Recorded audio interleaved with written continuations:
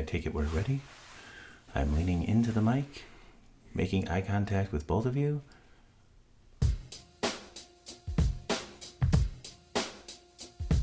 What's the haps on the hops? Got yeast, that's beats. This the Malting Hour where we talk about our drink and tell you what we think every other week.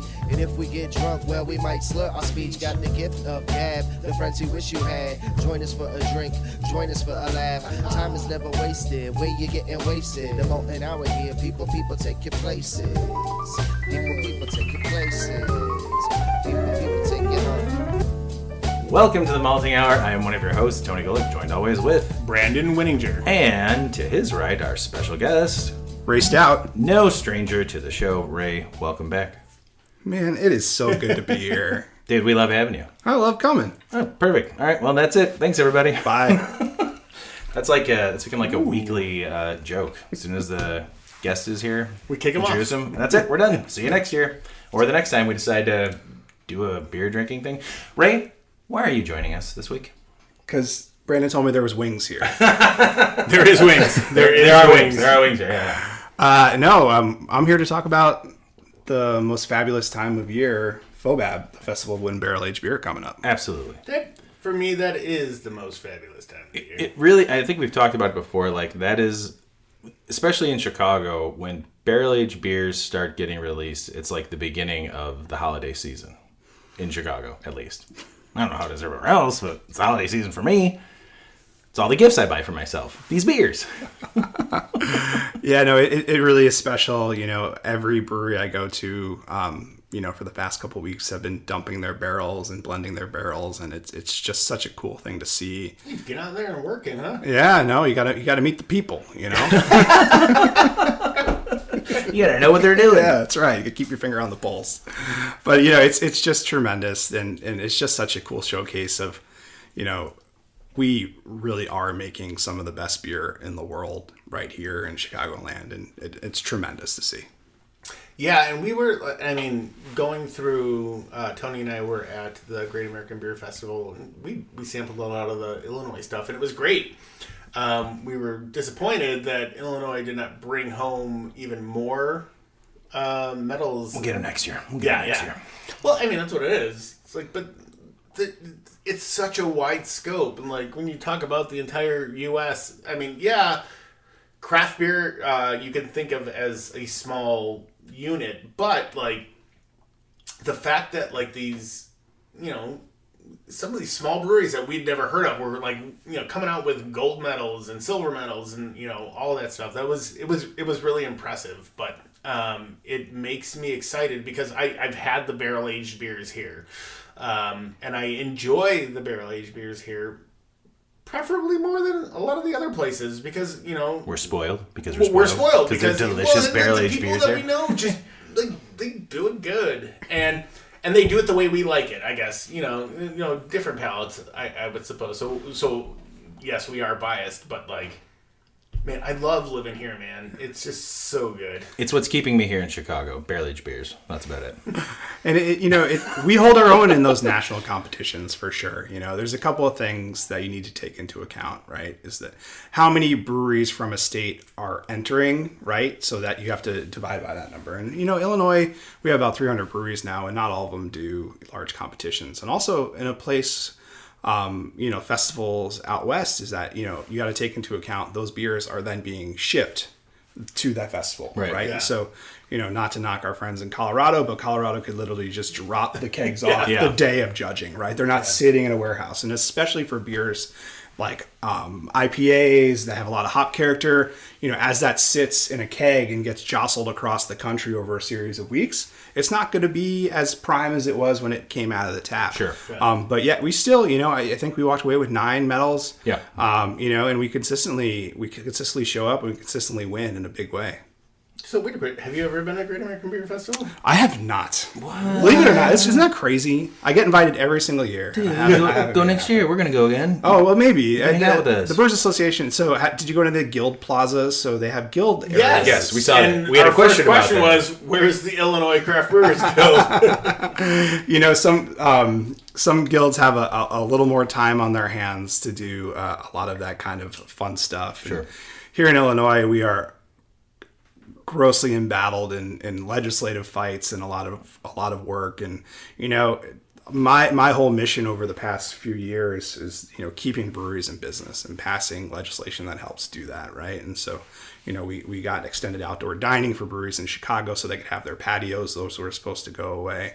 And right now we're working on the ability for breweries to sell a larger variety of brewers to sell wine and spirits, to, enhance their offerings. And also THC beverages has become incredibly popular. We talked about that, I think, last time you were on, about the THC beverages. Yeah, no, it's a hot button topic. Chicago, as we know, is looking for revenue at this point, and I think they see it as a potential significant source of revenue. Yeah.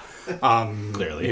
We would much prefer that than to raise excise taxes on alcohol, and cities talking about $10.6 million. That's, it hurts small businesses, right? Because it's less money that businesses have and small breweries have to hire staff or grow. But, ultimately those prices get pushed on to consumers. And, we're seeing sticker shock at the grocery store, right? We're seeing $16 4-packs of beer now as like a regular occurrence. And that used to be like when you bought something Imperial or like a special release. Without a doubt. And, some places are able to hold their prices a little lower just based on volume. But, for a small craft brewery to compete in the retail space now, we're talking about, $14 to $16 a 4-pack at retail. Yeah, we were briefly talking about it before we started recording. I have a text thread with Brandon, Daniel, and Clark, and I had mentioned that, there was a time when barrel-aged beers here in Chicago, when there was a pre-sale, you had to have your finger on the pulse to have access to it, to buy it, to even get it. And I've seen a shift in it the last 2 years, is that they will eventually sell out. At least that's what I saw last year. Yeah. But they seem to stay up a little bit longer, which I'll say this for me personally, sometimes I'm not ready to buy those beers on that day because I'm paying mortgage and crap like that. And I'm like, let's wait for the next time, which is kind of nice. So I don't have to do it right away. But it's just a very interesting thing. And I to me, and you can, correct me if I'm wrong, I feel like because of the way that things are in life in general, things being more expensive, people might be taking a look at those beers and being like, I might wait. I might not get it this time. Or, I'm not sure, how it all plays out. I think you really hit the nail on the head, is that, scarcity, or that sense of urgency, used to drive a lot. And that's not saying there are releases that sell out. Absolutely. Right? Yeah, good correction. Yeah. There are ones that actually... But there are... The thing is now, and this is one good thing about being in the state of Illinois, is that we have hundreds of breweries making awesome barrel-aged beer, right? And so it used to be you had to go to a handful of spots to get, some of the best. And now, you can go to your local tap room and drink a beer that is a FOBAB, medalist that, what people would have lined up around the block for before. And, we're seeing it a little bit on ticket sales, but we're seeing it kind of across the board, across all kind of events, right? Pitchfork just got canceled. Yeah, that was a bummer. I was bummed to hear about that. And so, the cost of events keep going up. Attendance, the line in the craft brewing industry is flat is the new up, right? Yeah. And so, even to level attendance, you're not walking away with that delta that you used to in previous years. And so we're seeing, music festivals suffer. We're seeing, the Brewers Association scale back on events. Like they used to do an event in DC called Savor. They haven't done that in the past 2 years.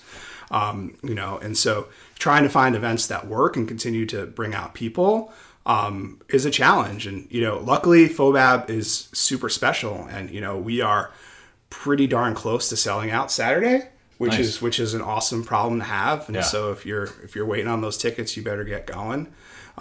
Friday is generally a little more tame of a crowd. But, we're not necessarily seeing it, but we had to put substantially more marketing resources in this year than ever before. Yeah, you really want to push people know about it, but there are some people out there who are still discovering craft beer, and whether they know about barrel-aged beers or not, they might see something like that, on social media and be like, that sounds interesting. Let me try that. Yeah, and we really expanded our reach this year. We targeted Washington State and Colorado. You know, we were able to get a grant from the state of Illinois, a tourism grant. And so I'm happy to report, as if I counted, you know, probably 12 hours ago, 32% of ticket holders were coming from different states. Holy shit. Nice. And so that's a pretty significant number, Yeah. right? And, you know, and then you throw in kind of the craft beer enthusiasts in Chicago, you know, that makes up the rest. But, you know, beer continues to be an economic driver in the state of Illinois. It continues to be a tourism driver in the state of Illinois. And that's why I'm so happy that we have so many awesome brewers making so much good beer. That's really cool to hear, especially knowing that, like, you know, those people who might be coming in for the first time to experience FOBAB, you know, I would say there's probably a pretty good chance that after coming here and trying all these beers and maybe trying a bunch of other breweries, it might be more of a draw to come back, whether during FOBAB or any other time during the year. Yeah, without a doubt, you know, and Chicago is a beautiful place to visit. You know, it's consistently ranked one of the best tourism cities in the United States. And, you know, and I would say partially because we have such a good beer culture here, right? You know, the craft beer that's made here at the breweries or the local taverns that are carrying it, you know, they're all like top notch. And so when people come here, they spend money on hospitality, and craft beer is a huge part of it over the past, you know, 10 years. Absolutely. Well, before we keep moving on, I do want to know, you were given a very special bottle that we're drinking right now. I would like to talk about that because I'm drinking through this way too fast because it's so delicious. It is very, really fantastic. So More Brewing is releasing Mindy on 2 days from now, and so I happened to be there today and was blessed with their 2024 version, and it's absolutely phenomenal. It's all sorts of different crazy whiskey barrels, aged 36 months, and you know, it's just such a well-balanced beer. I'm happy to hear your thoughts on it. Yeah. Out of curiosity, what does it say the ABV on there by any chance? It's a very dark label. Yeah, what's your guess? 14? What's your guess? 16? 14.3. Oh, 15.5. Hey, look at us. There we go. We did it. I went, not to say that 14's low, it's crazy easy to drink. And yes, I know that my palate and my body has become very accustomed, yes, to drinking barrel-aged beers, especially on this podcast. Man, it's a very smooth beer. I originally said, like, when I first smelled it, I got like a maple sweetness aroma, and even like in the taste. But as I've gone on, there's like notes of coffee and cocoa, and then bourbon and the wood characteristics. Like, this is really good. Now, when you say 2 days from now, do you actually mean Friday? I mean Friday. Yes. So 2 days ago from when this came out. 3 days ago from when this came out. So I don't know if there's any available. Yeah, I don't know if there's any available. We're looking to drink this now. Hopefully you get to try it. This may be one that sells out quickly. Yeah, I was going to say, like, beers like this, see, I feel like one-off releases might sell a little bit quicker. I don't know, but when there's variants, you know, some people might be more interested in one variant than another. So I feel like that. And again, like when I was talking about one reference point that I had for a barrel-aged beer is like Revolution. Revolution's, I love Revolution's barrel-aged beer. I love all the variants they do, and they start in the summer and you get into October, and like this is the best time. And I'm not bummed that I can get it now, even though it was like, you know, went on sale a couple days ago. They're still available, and even the previous one. I do know that eventually it will be gone, but it is nice. Like, I want them to profit, but also I like the idea of knowing that, like, maybe come February or March, I can get a 4-pack of something that I didn't grab in November. Yeah. So what's interesting about the More beer is, and I think they've done this with a lot of their more recent releases, is... More recent? Sorry. Yeah. Bad joke. Wah-wah. I'm going to leave. They do random draws. Right. And the draw is still open as of now. It will not be on... Like a lottery, right? Yeah, Okay. It will not be on this release on Monday. But that's interesting because I feel like you don't know if it's sold out. Yeah. You know? Like... So you can go in on, you know, Thursday night, and maybe they cut it off on Friday morning, and then, like, they do the draw. But I'm like, yeah, it's crazy to think that, like, you know, this could be, you know... available. It's not available. I was gonna say the other part is that I feel like, and I don't want to say it's not oversaturated as far as barrel aged beers go in Chicago, but there are a lot of offerings.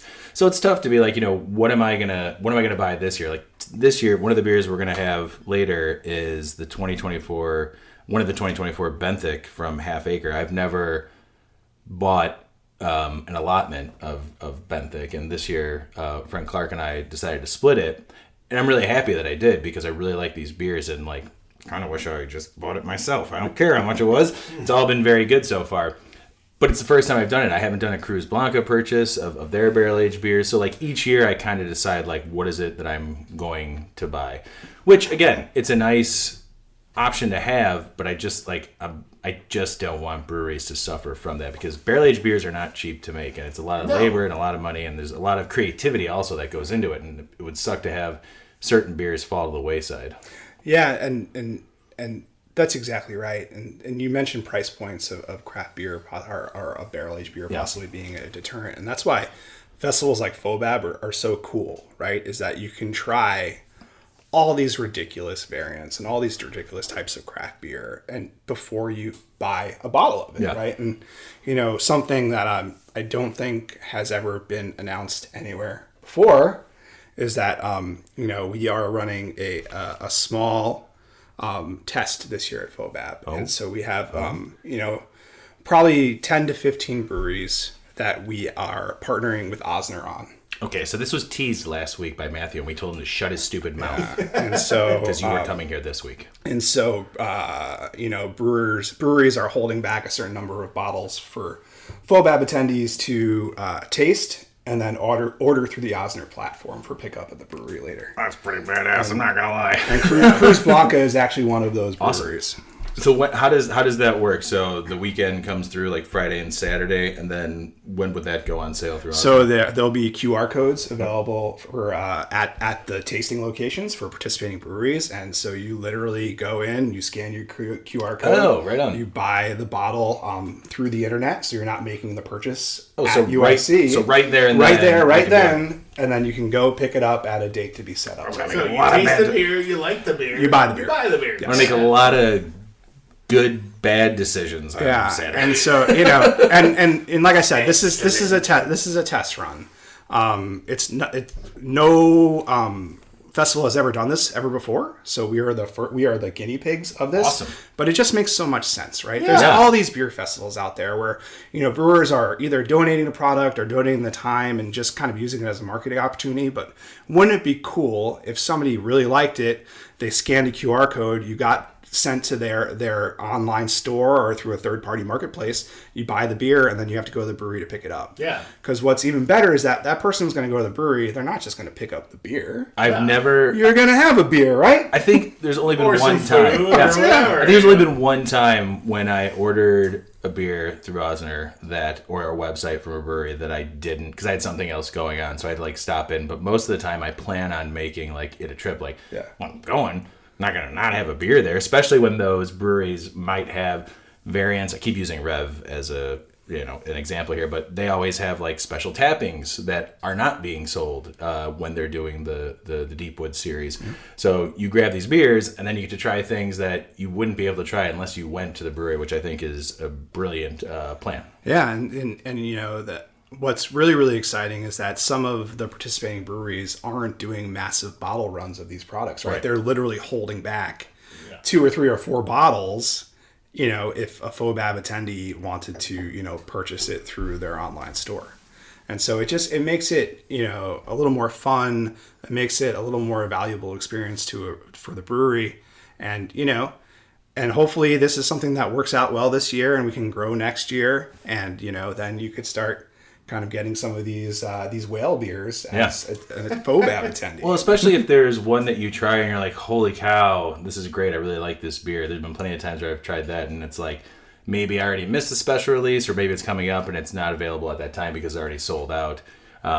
It's nice to have that opportunity to be right there and then to be like, oh shit, I'm going to scan this and grab it now. Yeah, and I just it's not going to be everybody, right? Right. It's a small test run to see how it goes. It's like a Where's Waldo situation. But thinking about FOBAB, what's the percentage of Illinois breweries versus It's a pretty good mix this year. We unfortunately had a more than a handful of breweries back out from the Asheville area because of the devastation from Understandable. Yeah, that makes sense. But we have a pretty good mix of Illinois breweries and breweries from the rest of the country. I would probably say it's 60-40, 70-30, somewhere in there. Cool. But the great guys are still there, right? Firestone Walker is going to be there. Lost Abbey is going to be there. Like all these great breweries. Those are two that I always seek out. I'm not gonna lie. I mean, also the local stuff too, but Firestone Walker. Come on, how am I not gonna go and try some of the stuff? Perennial artisan ales always make great beer, and so it's a good selection of breweries from the Midwest, but we have some really great California and really great Ohio and really great Florida, really great Texas, and so it really is a who's who of the barrel aging world.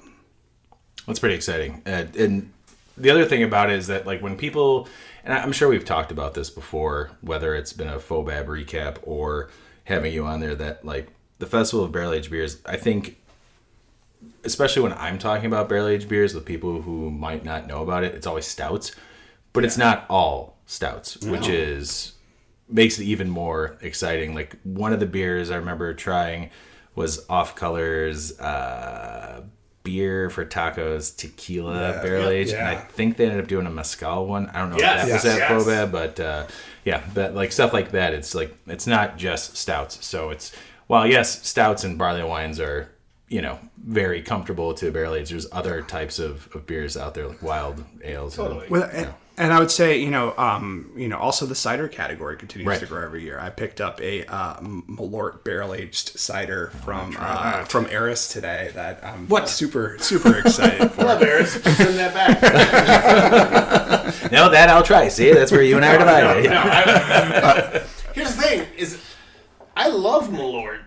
I think people give me Malort and think it's going to be a problem, and I'm like, whatever. I've gotten past it being a problem for me. Yeah. It's not much worse than the Underberg sitting right there. Yeah, which again, when I try that, I'm always like, why do I mean, I think it's just Malort's a little more shocking. How I learned to like Malort was there was another, I can't think of the distillery that makes it, but it's very much like Malort, the type of liqueur it is, that I had a bottle of it, I got it as a gift, and I started making cocktails with it where I would take lime juice. So I take a shot of this liquor that's much like Malort over ice with some lime juice, and then put lime carbonated water over it, and it was just this nice citrus drink with a little bit of pith in the back. I went through that bottle very fast once I discovered that drink. I'm like, this is a delicious drink. Yeah, Malort Barrel's become kind of this unsung hero, and I was talking to Michelle, who is one of the owners at Eris, and she's been on the show. She's awesome.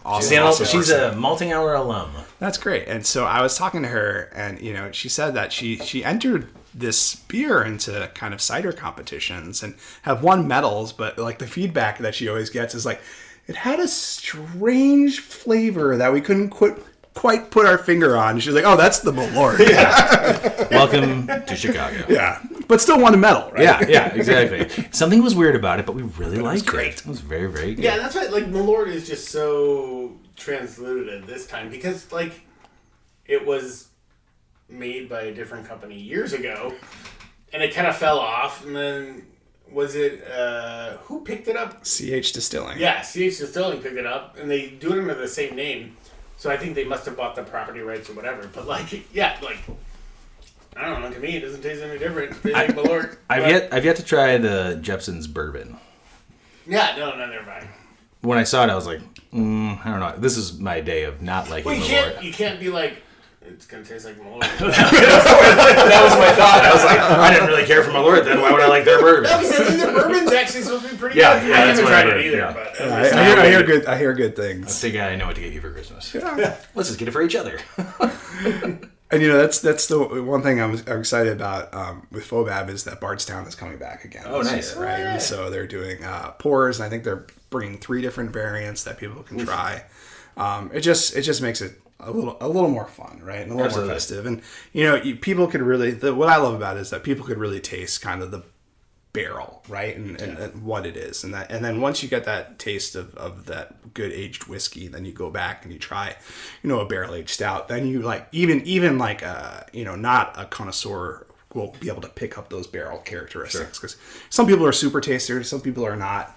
I tend to be more on the not side. Yeah, me too. Until somebody tells me what I should be tasting, and then I'm like, oh, I get that. Right. It's funny because I didn't really know much about Bardstown until last year when we went to Prop Day, and they were there for Goose Island's Prop Day, and we got to try some of the whiskeys. And then this year we got a sample. We got went to Goose Island Salt Shed to do the media tasting of Bourbon County this year. And they did the Bardstown cask finish, which was really, really good, cherrywood. While we were having as they called it, I'm putting quotes in the air, heavy appetizers, which was basically a whole freaking meal. They did walk around with little bottles of Bardstown, and I'm like, man, I don't really like this. I think I need to get some of this. So that's exciting to know that they're there as well. Man, you guys have really come up with your media credentials. Man, we're just living the dream at this point when it comes to the podcast. This is great. I wish I figured out this hack years ago. I wouldn't have to have this silly job. But we have but we have guys like you to thank, because now we have, and thank you again for inviting us to all the things that the Illinois Craft Beer Reel does. Like, it's awesome because we really do look forward to it. Maybe I would say in the beginning when we first started this podcast, the whole idea was like, man, it'd be so good to have like all these beers sent to us. We can go to all these things. And now it's really become something where it's like, when we go to these festivals, it's not like, approaching it like, oh, I'm here as an attendee. I'm going to try and drink all the beer I can in such a, in 4 hours. And Brandon and I approach it now of like, well, we're here to seek things out so we can talk about it and try some other things. So it really has become more of like, I don't want to say work, because it's definitely like 98% pleasure, 2% work at this point. Maybe in the years coming up, it'll probably go like 95 to 5. But it has been great. Like it's been so much fun to. I sound like we're signing off. It's been so much fun. It's been great 5-6 years. It's been great. This is our last show. You guys have really kind of been welcomed into the beer culture here in Chicagoland, right? And that's when you really see how things go, right? Absolutely. And that's when you learn a little bit like the tricks, right? Yeah. And then that's where you learn like, no, you don't have to stand in this line because you could just go talk to this person, right? Yeah, that's everything. Because that's how the world previews works. of things. Yeah. But I mean, I would say that one of the things that I've liked the most about doing this podcast, other than Brandon and I hanging out and having beers together, because a lot of those episodes were just me and him. Like, it's a lot of fun because we can just sit here and be like, so let's put something together and we're gonna sit around and drink and talk. You know, it's great. But we've made so many friends with doing the podcast. Even at the Great American Beer Fest, we ran into some people that we've talked to over the years that aren't here from Chicago. So it was cool, and they remembered who we were. So it's like, oh wow, we made an impression at least, Thank you, Ryan, guys, for sending us beer. Well, with that being said, I think this is the perfect time to take a break. I was just about to ask where we had time. Yeah, we're going to take a break, and then we're going to come back and talk more about FOBAB. Brandon wants wings.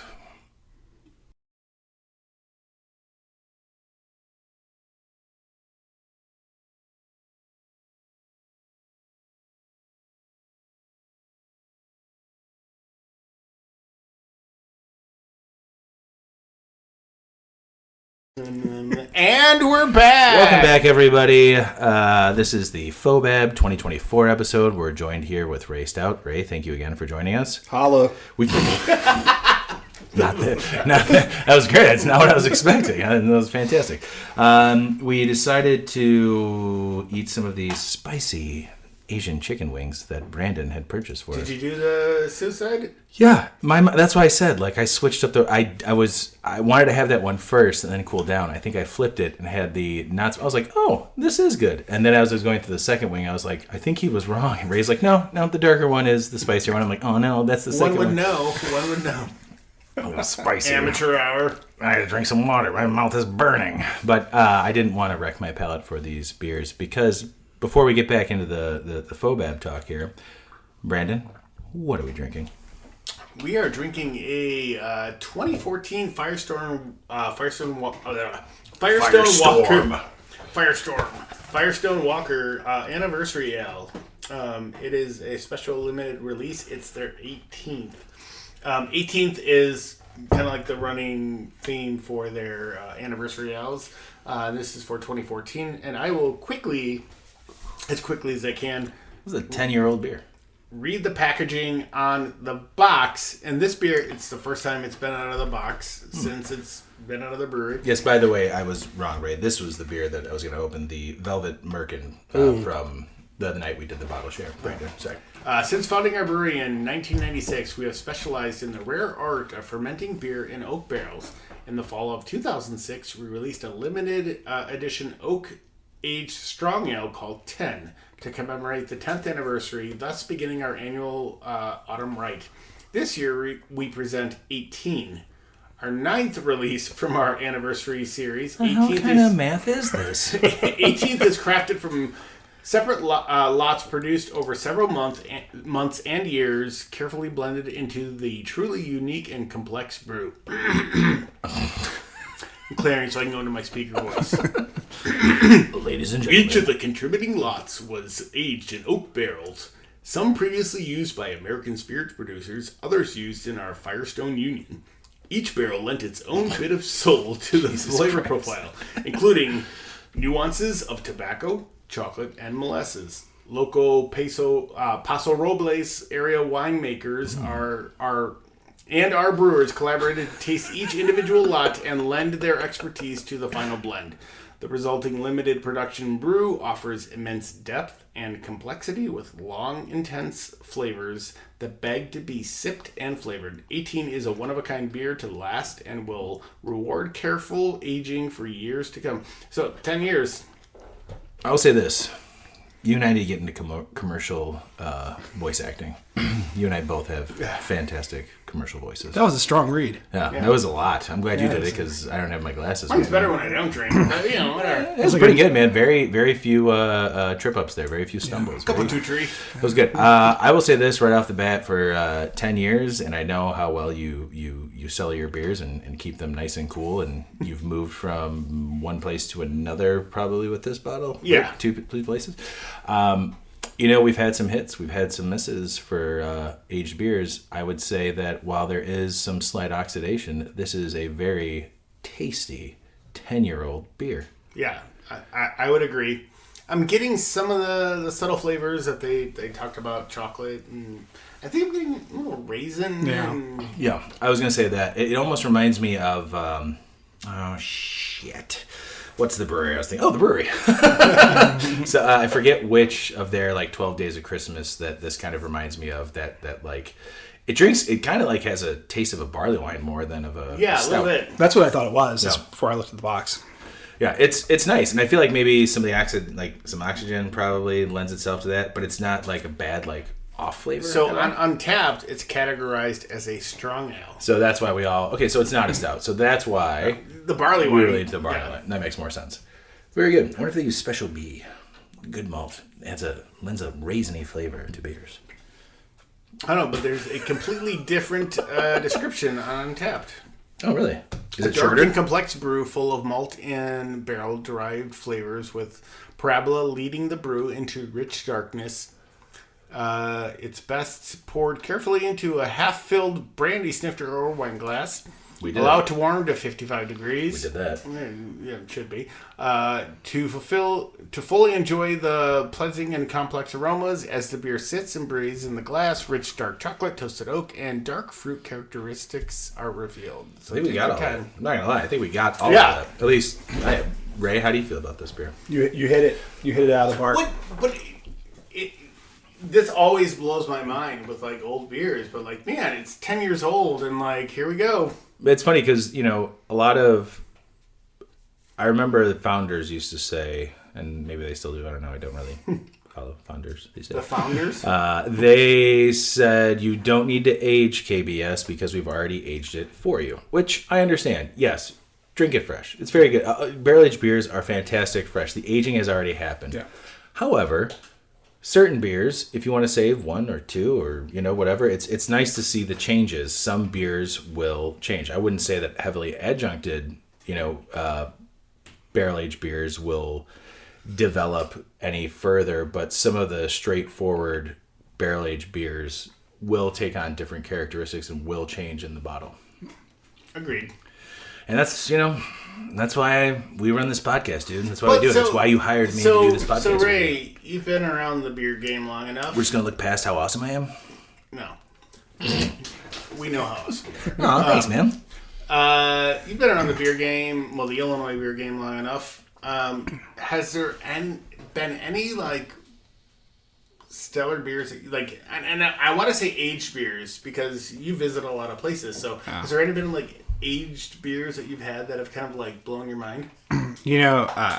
I tend to drink them real fresh, right? And every time I get my hands on something like, we had tonight, I just like a kid in the candy store. Yeah. And I open it right away. And so, which is both a blessing and a curse, right? And so I can go a few months. I've never let anything, maybe let a prop, when Goose Island's prop first came out, maybe I let one of those aged for a year. Yeah. But ever since then, I've never really let anything. Well, I guess my question was, have you gone to a place and they gave him a barrel aged gave you something, they've been like, hey, try this, and has there been something that's been like... an actual barrel aged beer. Oh, man, all the time. Man. Yeah. All the time. I figured it would be, too many to count. Yeah, no, all the time. Was there one that maybe is not, your favorite, but one that kind of, stands out in your head at this moment right now? I would say 2 years ago, FOBAB, Microphone, and Goose Island did a collaboration. Yes. And that beer has them. was phenomenal. Yeah. Right? It was just so good. And, I like that for a lot of reasons, but, anytime two great brewing programs can come together to create something even better, it's a win. And so that for me was one of my favorite kind of barrel aging beer experiences, and not just because they did it for Bug, just but they did, which was cool. And so I love collab beers where you're gonna get to kind of different views on the barrel and the blending and in the brewing process, because it just yields such awesome results. And at FOBAB this year, I think there's at least 10 to 20 kind of collaboration beers that are going to be out there to try. Yeah. So, and that, I don't know why that sparked this question in me, but how does the guild feel about, first, Goose Island Brewing in general. Yeah. The stuff that they do out of the tap room and whatever is there's a lot of homegrown stuff there. Yeah.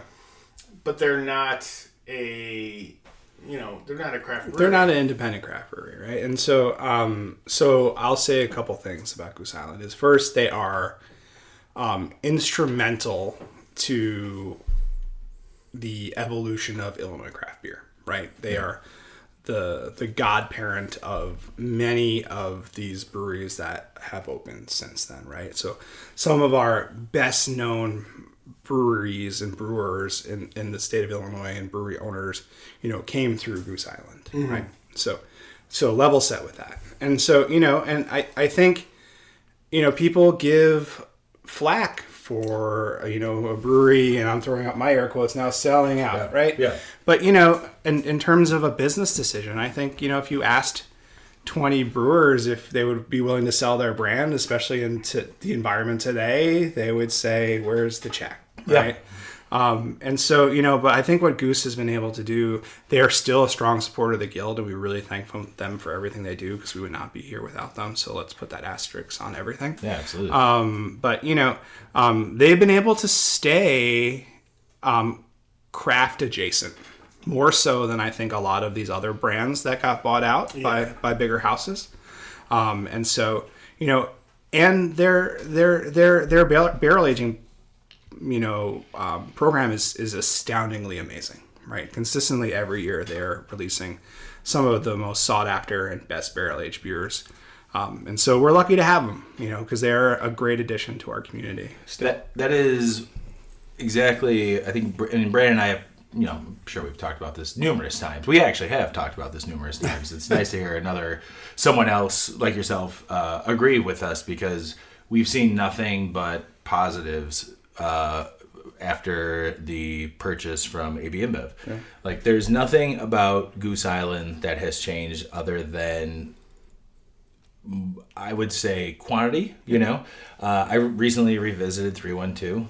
It's not how I remember, but also my palate's changed. Yeah.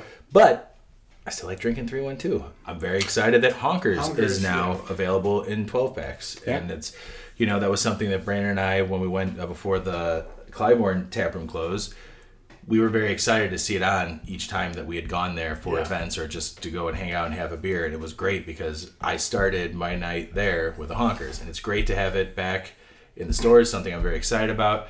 Bourbon County, obviously, you know, it's not, and people will agree that it's not the same as it used to be. Not in the sense of the beer, but it used to be you'd go to the Binnies across the street from Clybourne and that was it. Yeah. And now it's expanded. So I don't see a negative in me being able to go to Jewel either on Black Friday, that Saturday, that Sunday. Variants tend to go. But when I see regular Bourbon County sitting on the shelf and slowly dwindling, I'm also a part of those people who are slowly buying a bottle at a time. And that's awesome because it's solid beer, and it's one of the if I'm introducing someone to barrel aged beer, and this is, you know, not a knock on any of the other barrel aged beers I've tried with friends and everything, Bourbon County is probably the go-to. That's like that's the base for me. Is like, here's Bourbon County for you. Yeah, exactly. Because of Brandon, that's how I got turned on to barrel aged beers. He convinced Laura to get me a 4-pack one time when he was working at Fishman's. I tried to drink 2 12-ounce bottles that night, not being accustomed to barrel-aged beers, and I got through one, got half the other, and I couldn't finish it and had to dump it and pass out. You know, I was come a long way. You know, last FOBAB, I was sitting in the barrel warehouse where we do our event on Thursday night. And, you know, Todd, who's the president of Goose Island, came up to me and said hello. He was very nice to us when we went to the Bourbon County tasting. Super great guy. Good guy. His head's definitely in the right place. And, you know, I asked him, it's like, what's been the biggest difference in, you know, where Goose was and where it is now? And he's like, I'll tell you what, Ray. He's like, now I have access to some of the best brewers in the world. Yeah. Right. And like ingredients and just like, and then even with prop, sorry, I didn't mean to pick up, but it just made me think like, prop is always done in-house, which I think is great. I think it's a really good idea. It's not just like, oh, we got some of these guys sitting around just going to throw, you know, they're still doing it where it's like, we're going to ask our employees to come up with prop this year, you know, and each year it's different and it's great and it's fun. So, and they also have the resources to then get things like, is it Rare this year that we were talking about that was aged in the, God, what is it called? Old Kentucky or Kentucky Grandpa, some shit like that. Apparently it's a highly sought after whiskey where that people are paying like $800 for like a bottle on the resale market. And they got access to those barrels. Not everybody has that opportunity. And it's cool that, you know, well, yes, like, oh, the big guys did it, but like, well, everybody else got their own thing. Like, also small guys have their own access, and they're making really great beers. Yeah, but that's the thing is like those. We're spoiled. The bottles or the barrels are sought after, and like if you can't afford it, like But it's not the breweries that are complaining about it. Yeah. It's you know. Yeah. But a segue to my question is kind of along the same lines. Like, how does the guild feel about like somebody like Lagunitas, who's pulled out this year? Yeah, so Lagunitas was also a member of ours and supporter. You know, it's sad to see any brewery close, right? And so they were, you know, for a significant period of time, that tap room was like a real kind of gathering place for craft beer enthusiasts. I miss that place so much. The place was awesome. You know, it was very fun. And, you know, they shut down for a long time during COVID and it didn't look like they were going to open, and they decided to open it again. But, you know, they're supporters of the Craft Brewers Guild, and, you know, just we are a community, and it's a small community, whether it's, you know, breweries that are associated with large corporations or, you know, independent craft breweries. Like, you know, the guild offers a platform to kind of, for everybody to kind of share ideas and share ingredients and get, you know, help and questions. And so, you know, some of those folks at those bigger breweries have been really good assets. Like even Guinness is a member of ours too, right? It's with their open gate. And so I still haven't been there. Yeah, you should definitely go They always come to all of our events, and I've been trying to talk them into barrel aging some stout for next year. I thought that would be pretty cool. They've done barrel aged beers. They should do it here. Yeah. And so it is one big welcoming community. I think where some of our ideals diverge is when it comes to distribution, right? And how but besides that, everybody's trying to make the best beer they can, and we're super lucky that Illinois still has those great brews. Go ahead. I want to move on to one more thing, but before we do that, we were talking about when breweries close and stuff, and I think maybe we mentioned this last week, but I don't think we did. But losing Temperance was a big deal, especially for me. And me and Brandon, had a chance to do the 10-year anniversary episode with them last year, and it was so much fun. That was one of the most fun experiences, and we got to do some Might Meets Right episodes with them. And when they first were about to open and they were breaking ground, I worked at a warehouse that was basically just on the other side of the street. So I got a chance to tour it. So I got a chance to see it. There was a block party in that little area at one point where Temperance was very cool, and they provided different beers for it's all small manufacturing warehouses and things like that. That's to me, it's, I don't want to see any brewery close, but Temperance was one that was really sad to see that. Yeah, no, it's we're in a weird place for craft beer right now, and it's not unique to Illinois, right? Yeah. People are not we're no longer in a place where there's just craft beer drinkers or just wine drinkers or just hard liquor drinkers. People are drinking everything based on occasion, right? And I discovered Happy Dad seltzers this weekend. Oh, yeah? I really liked them. They're very good. and just throwing that out there. And someone who has a craft beer podcast with his best friend, we drink Coors Light and Happy Dad. And there's a place for everything, right? Yeah. And you mentioned, to bring it back to Temperance, that Gatecrasher, when I moved here 6 years ago, was one of the first Illinois craft beers that I was like, this is good. That was Clark's first 5-star rated beer on Untappd, and he stands by that to this day. It was like, this is a good beer. And I bought it at Trader Joe's or something like that. I was like, this is a great beer. And so Josh, and it's sad to see them go. They were at it for over 10 years. Yep. And this is the 11th year. And it's weird, right? Because if you look at survival rates of small businesses, right? The average survival rate of small business is 2 to 3 years, right? We're lucky that historically breweries have been 7 to 9, right? Yeah, and so, great. Breweries are sticking around for a longer period of time, but we're in a new environment. I'm not saying that we're saturated at all in the state of Illinois. I think we're only ranked 13th or 14th in breweries per capita of individuals over the age of 21. But so there's room to grow, but it's hard fought growth, and the model that's really working right now in the state of Illinois is these kind of smaller local tap rooms, right? Because there's only so much room on the shelves at grocery stores, and that room is shrinking every single day with the the growth of RTDs, which are the spirit-based cocktails, and the growth of THC beverages, and all these other things that are now playing in the kind of the traditional beer space. And so we're seeing where stores used to have a full aisle of craft beer that's relegated to a quarter of an aisle or a few shelves, right? And so that recently just happened at a Jewel not far from us, where it used to be here's the whole section of craft beer, and then right at the end cap and in the cooler section was the big names, and now it's shrunk down. And seltzers are there, and hard ciders are there, and non-alcoholic beers. Yeah, absolutely. Yeah, and let's talk Illinois politics for 5 seconds, right?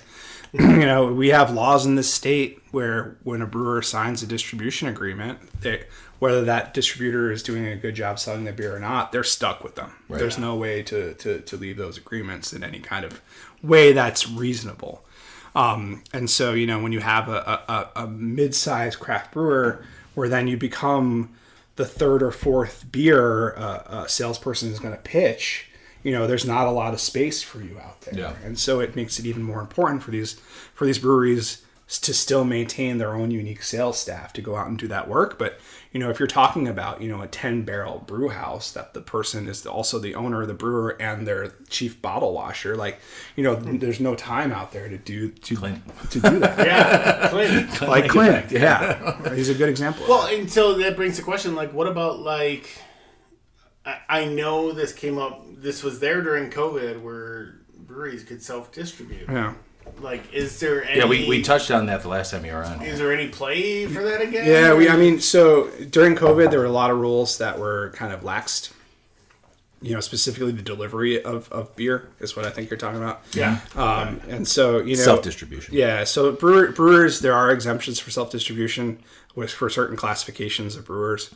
Those exemptions tend to be very small and there's strings attached, right? So let's nerd out a little bit. So there's basically 3 classifications of brewers, right? There's a class 1 brewer in the state of Illinois, which could self-distribute up to 7,500 barrels of beer a year. Okay. But they cannot sell wine and spirits in their taproom. Okay. Right?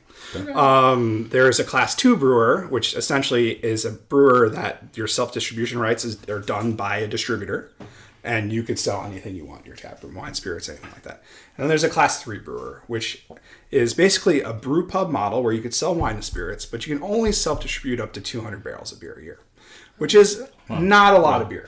Right? No. And so that's the model that's working right now because brewers are quickly realizing people are no longer just beer drinkers and they want to come into a tap room and experience all sorts of things. They want to bring their friends that don't drink beer and their girlfriends and boyfriends that don't drink beer. Good example is Maplewood's now doing their cup of stuff that's about to come out, and they also have a whiskey and eggnog. And the eggnog has been for many years, and they've been distilling, but there's now there's tickets on Unzer for a whiskey tasting that they're doing as well. Yeah, and so there's more brewers than ever getting into the distilling space. Also, that's a whole kind of separate conversation. Which also Maplewood's distilling.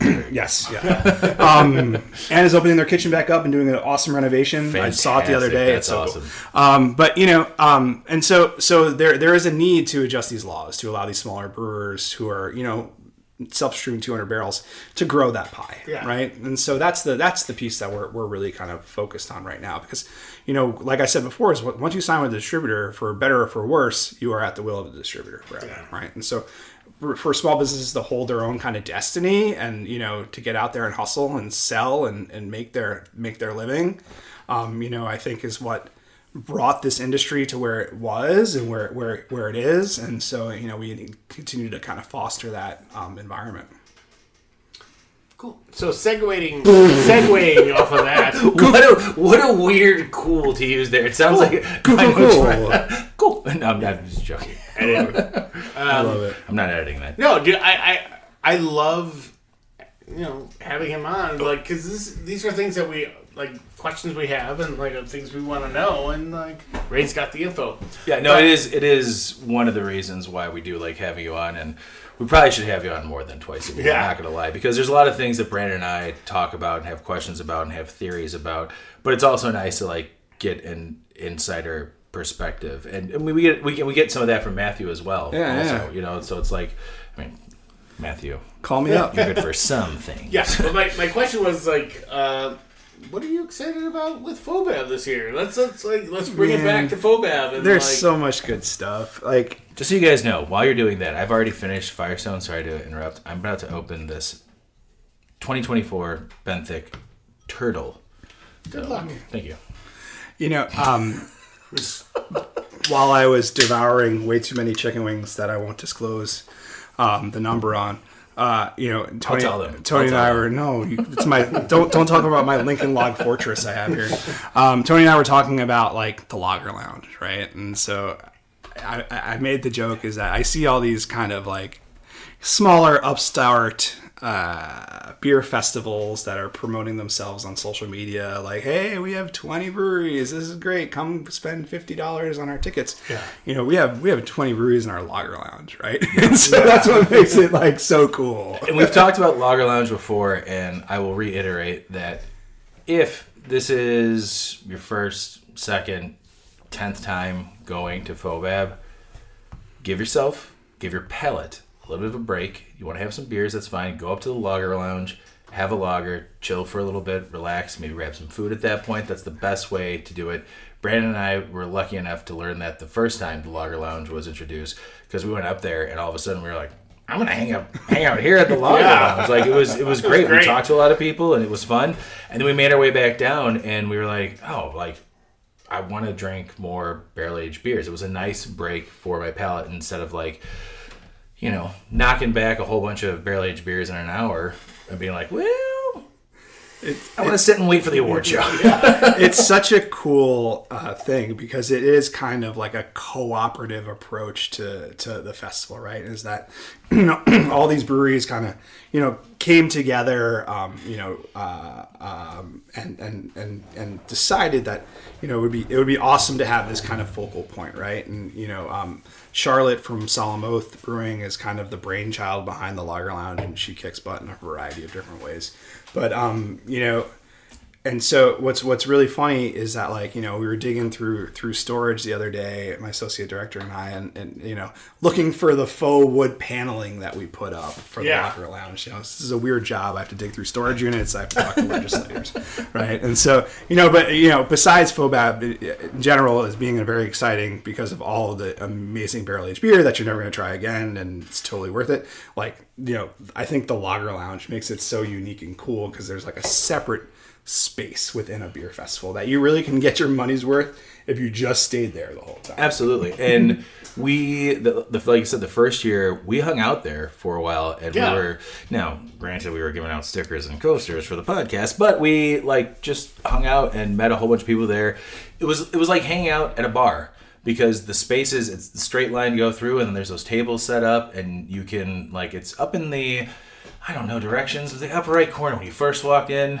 If you look straight across, it might not be the same. I don't know. That's where I'm remembering it. It might be straight across. You just look across. It's there. Just look up for the fucking Lager Lounge. Look up. There's a lot of lights. There's a lot of lights. You can't miss it. Can't miss it. Now, before we get back to that, I have a quick question. Is Revolution going to be doing their hop water again this year? You know they are. So so Revolution's going to do the Zero Hero Lounge. And so that's going to be kind of hop water, and it's going to be a cooler place to hang out. Like another nice. So it's another reprieve, right? Yeah. I also hung out there for a second because I drank their hop water is fantastic, wonderful. And I drank like 2 or 3 of those. It also just kept things going. Remember to hydrate when you go to FOBAB. Without a doubt. We spent a lot of money on water. Like, use it, please. And so, you know, and that's the thing, right? Is that, you know, we drank a 15% beer, and then I don't know what the other one was. And, you know, they add up pretty quickly. And so you want to make sure that you are pacing yourself. It is a marathon. It is not a sprint. And, like, go over to the Brett beers and have, like, a 5%. Or go over to the lagers and have 6%. Like, bounce around food. a little bit. Yeah, when you rinse your glass, don't be afraid to rinse it and then drink that water. It's okay. You won't remember that anyway. Yeah, no. You know, and by and large, people are very responsible. Absolutely. That was the next point I was going to hit, was that the handful of years that I've gone to FOBAB, it's not been a bad time. I've not seen people being rude, disorderly, out of, you know, character. You know, there might be 1 or 2 that maybe I don't hear about. Now, I'll say this, when I've left, I've seen some people blow chunks, and those are the people who should drink water. Like, you didn't pace yourself, my friend. No. Take it easy. You know, these are barrel-aged beers, and it's meant to be enjoyed, and it's fun. And I think that speaks volumes to the people who come to these events, who are really there to... It's not like a regular beer fest. You know, you can go to a beer fest and be like, I'm going to go and try all these beers. I spent $50. I'm getting shit-faced.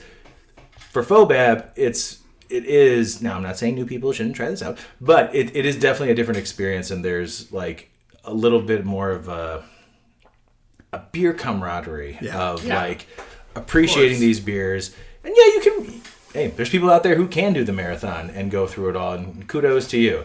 I'm not that person. I enjoy trying, you know, as many beers as my body can handle, and then be like, just take it easy, eat some food, and chill. And I think you hit the nail on the head, is that, you know, people there are generally there to have this experience and try these beers that, you're never going to be able to try again, right? That barrel is never going to be the same. That aging process is never going to be the same. That brew and that adjunct and that brewer is never going to be the same as it was. And, and this is like all these beers you're going to try are a once in a lifetime experience. And so, I think people go there with kind of that sense of reverence about it. Obviously also to have like a killer time. Yeah. But it is a killer time. And one of the things I've also noticed, thank you very much. We've been very lucky to be able to go in an hour early so that we get a chance. So by the way, if you guys can get VIP tickets, I will recommend you to get those, because that extra hour, it's again, not a marathon, but it's way easier to go in there and grab some of the beers that you want to try. But with that being said, I don't think I've waited for a beer longer than 3 to 5 minutes before the awards are announced. That's important to know. Yeah. After the awards are announced, that's when people are like, I need to try it. And that makes sense. But that's something to keep in mind, that like when you go to this festival, you have a chance to go and try all these beers, and you're not going to wait in line for a long time.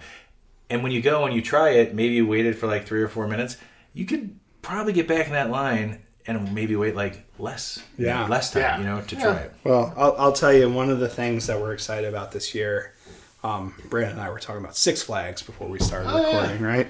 Is the VIP and skip the line raffle, right? And so, what our associate director Katie, who's so amazing. I love that you guys are always trying something new and really making it a different experience, even for people who've been going for years. It's just, you want to make it fun, and I agree. Like, there are plenty of beer festivals where you wait in line for a long time. FOBAB is not one of them, but there are times where you have to wait for 3 minutes, right?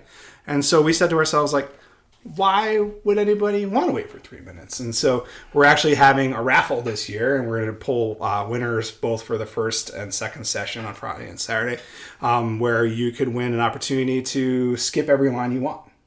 Right, so you get right to the front of the line. The hell? And also, we're also raffling off. You talked about kind of your VIP experience. We're raffling off VIP experiences, right? See, that's so where you get to go back to the Brewers Lounge and eat the barbecue and have all the. See, I always kept that under wraps. I think we mentioned that. Like, we were surprised the first year we had access. We're like, this is a big deal. But it was also cool because we knew a lot of people in there. That's really cool. How does this raffle? Yeah, so when you go and buy your FOBAB ticket, there's an add-on. We're charging $5 to enter the raffle. And I think one thing that I don't think we touched on yet is that this FOBAB, every dollar that we raise for FOBAB goes to our nonprofit. So the Illinois Craft Brewers Guild is a nonprofit organization focused on education, advocacy, and promotion, fighting for beer laws and making sure brewers have the best education possible, and making sure, we're doing everything we can to support and promote this really kind of vibrant industry. Keeping everything as awesome as it is and advancing it. Yeah, and making it awesomer, right? Yep.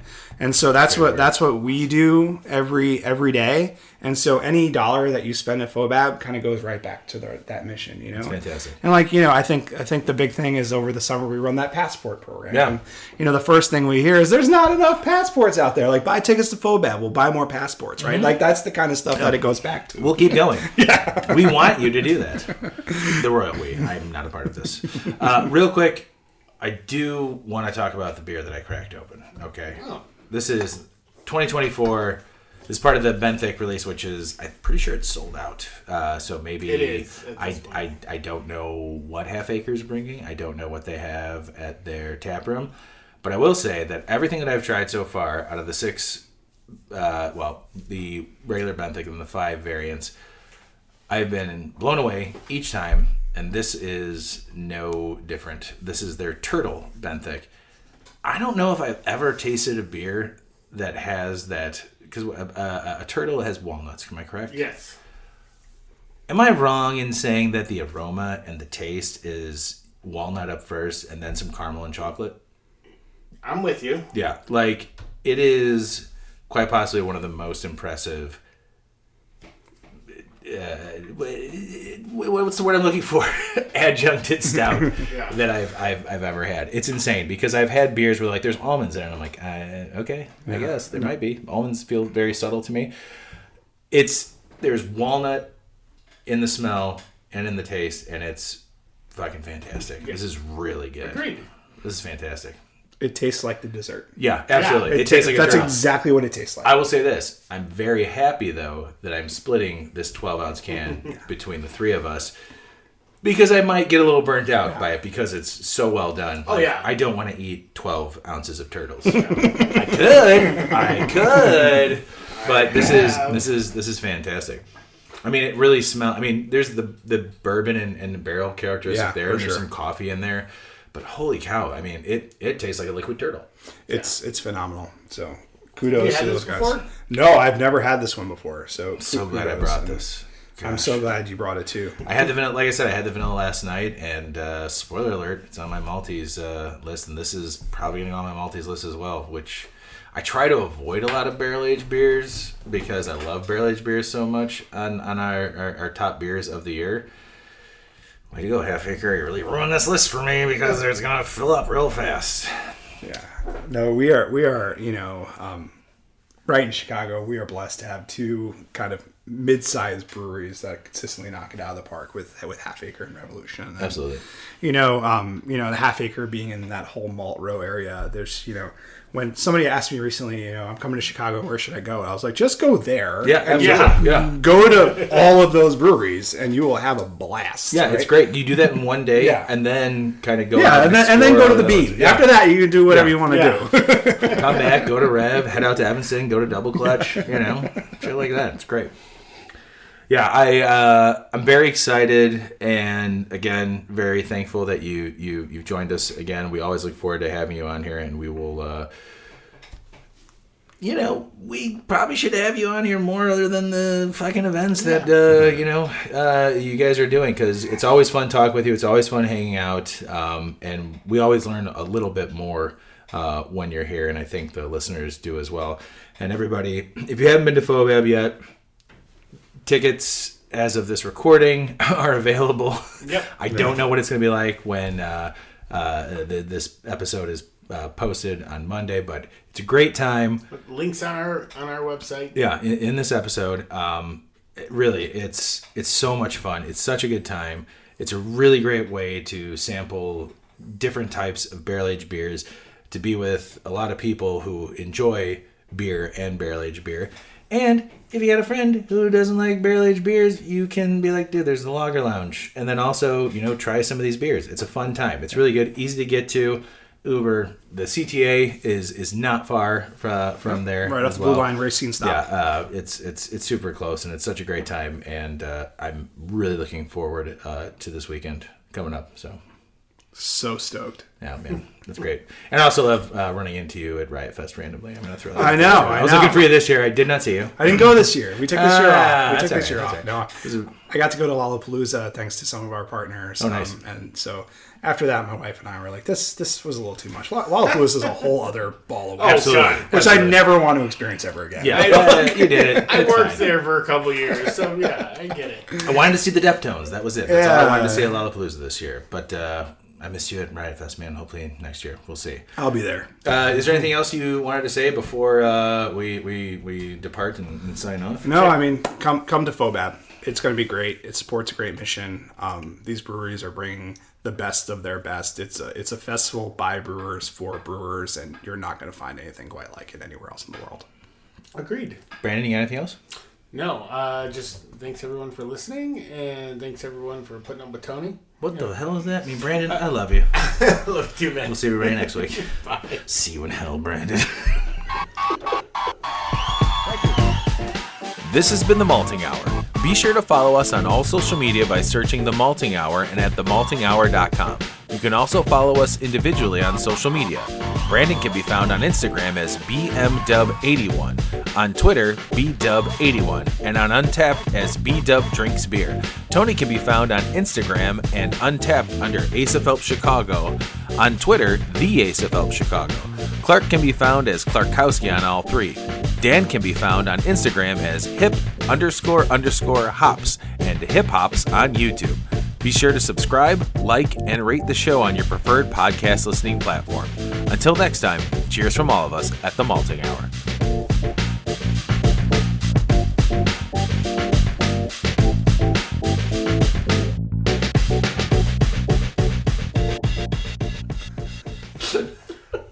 Sweet. Thanks again, man. Really, Thanks, guys. It's always fun to have you on here. And That's fun. I like it. You're a great guest because you have a lot of information. And it's one of the things that we really like is having someone that knows how to speak to people that they can't see.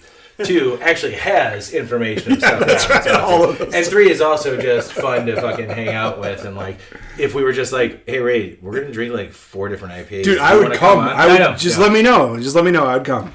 We'll do it.